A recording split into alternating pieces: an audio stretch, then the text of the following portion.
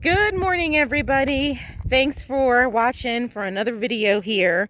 Um, let's see. There's been a lot that's been going on in the last couple of weeks, and so I figured I would catch you guys up on that, and then from there I'll tell you what we got planned for today, and keep my fingers crossed. So we had some delays. Well, let's face it, this entire project, the entire time, has been nothing but delays. Every time we feel like we're getting somewhere, something happens and it's like a hurry up and wait situation. So the last time we talked, we got the excavator. We were able to get the excavator for the piers, and we were also able to take care of the septic hole, which the tank is in it. We do have to maneuver the tank a little bit, so that we can make sure that everything works well with the piping from the septic to the house, but that's something else we'll get to. But we got delayed a couple of times.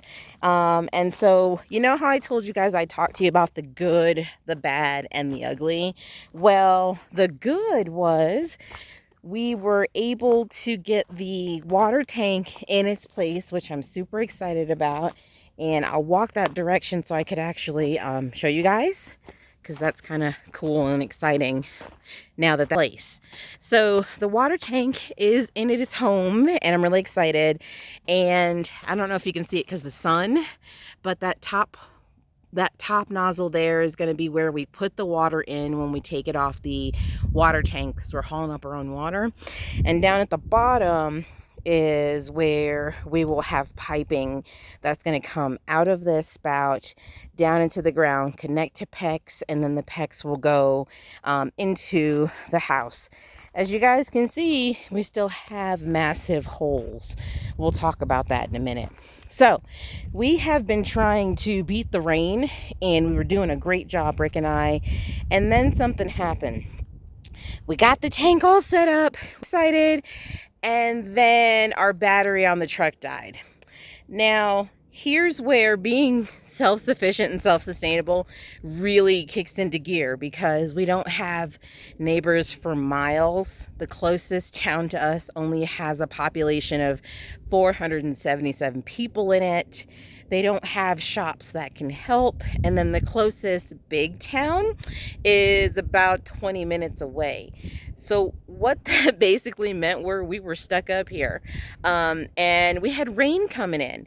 So the cool thing about the mountain, just as a side note, is that because the sky is so huge and we're at the top of the mountain, we can actually see the weather coming before it hits us, which is great because it gives us an idea of what our timeline looks like, if we can beat something or not, if we can make it, because our road is not road-based yet, and it's not going to be for a while because we just don't have that kind of money in the budget anymore. We've been getting sucked dry pretty quickly, so we have to wait till next spring, once we have more income coming in, to do our road. So when it rains or snows, it will be super muddy. It'll be like a slip and slide down the mountain, meaning we'll spend a lot of time during those times in the cabin when it's done. But that's okay, as long as we have our basic necessities. That's all it's about. So the problem is that we called our insurance company, and they called around several different places in the area, or as close as it can possibly be. And of course, nobody wanted to come to the mountain. They didn't want to come up here.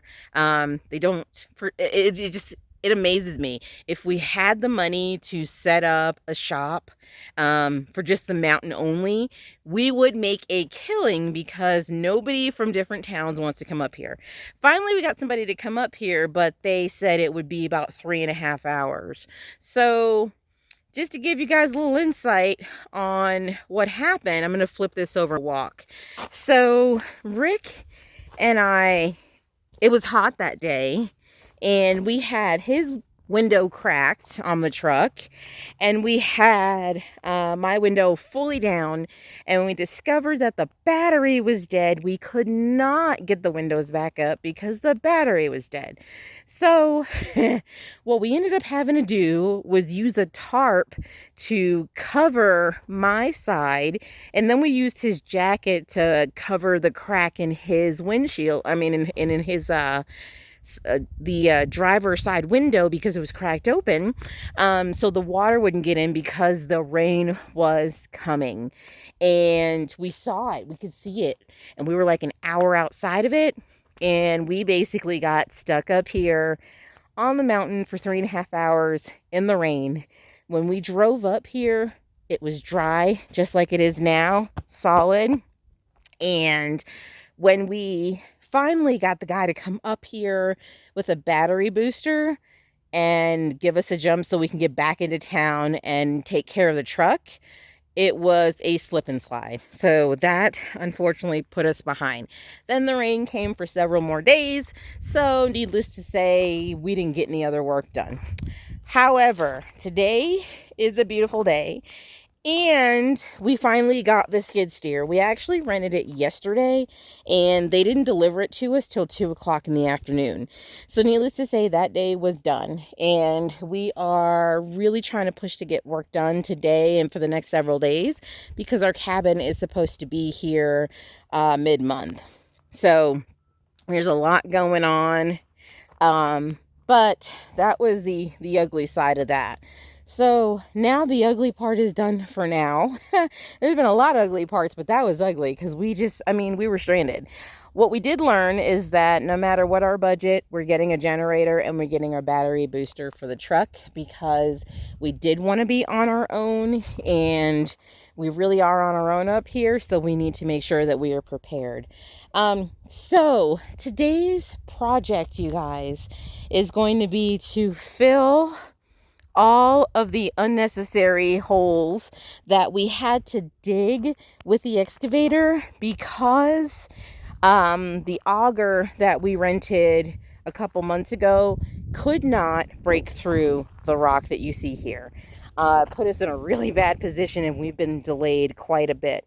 So you see here on this guy, he's temporarily placed, but this is a pier. And once we bury these holes that are not piers, the next step to what we're going to do today is get these sonotubes in its place, make sure the bottom part is leveled, put some gravel in it, and then we have to string line the piers so that we can see the height of them. And then we're going to cut these guys down to size on the piers. So that is our goal today, to get that done, because that's a lot of work. But I can't wait till the piers are done so I can feel like when the cabin gets here, we can just start building. Hopefully my sweet 16-year-old child will video us putting the cabin together, because there's no way for me to document that for you guys and do it at the same time. Now, here's something that I have learned, is don't do projects when you are super exhausted. Rick and I have been trying really hard to get a lot of stuff done in a very short amount of time. And we've gotten to the point where we've been so exhausted.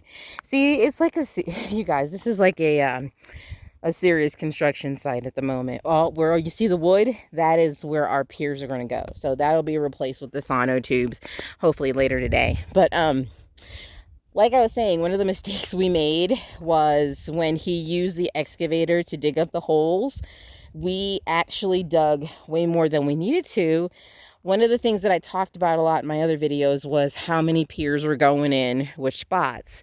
And with the lines drawn, it was 5 piers on the end, 3 piers, 5 piers, 3 piers, 5 at the end.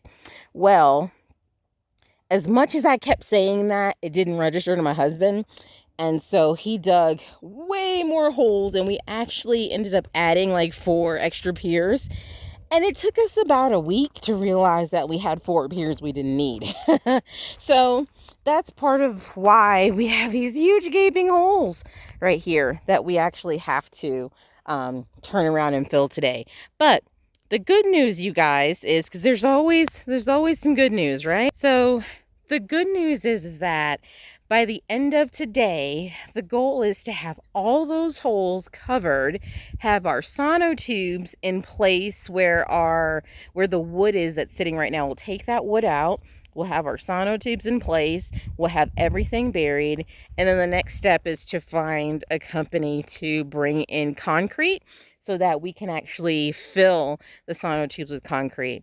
So that's the plan today, is to get all these holes buried, get the sonotubes in place, measure out the string line so we can figure out the height of all of the piers to make sure they're correct. We are on a slope, so one of the things you guys will see, and I will show you when we're done with it, is just how it gradually goes upward on the piers, even though the house will be leveled. It's kind of interesting to see. I've learned a lot in building for sure, but this has been crazy, you guys. And it's been tough because we've had to extend our lease twice, which was not in the budget. I can't extend it anymore after this. I said that last time, but I really mean it this time. So we have to have the family in the cabin by the end of September, not only because we're financially running out of money, but also because I got to get the kids started on their school, because I'm homeschooling, and we're running into the fall. The last thing you want to do is be in the wintertime trying to build here on the mountain. That's crazy. So yeah, that's where we are right now. I will keep you guys posted of all the crazy shenanigans, all the happy moments. But the good news is that our water tank is in, and now it's just a matter of piping it to the house. And we'll see by the end of the day just how well we did on these piers. Talk to you guys later.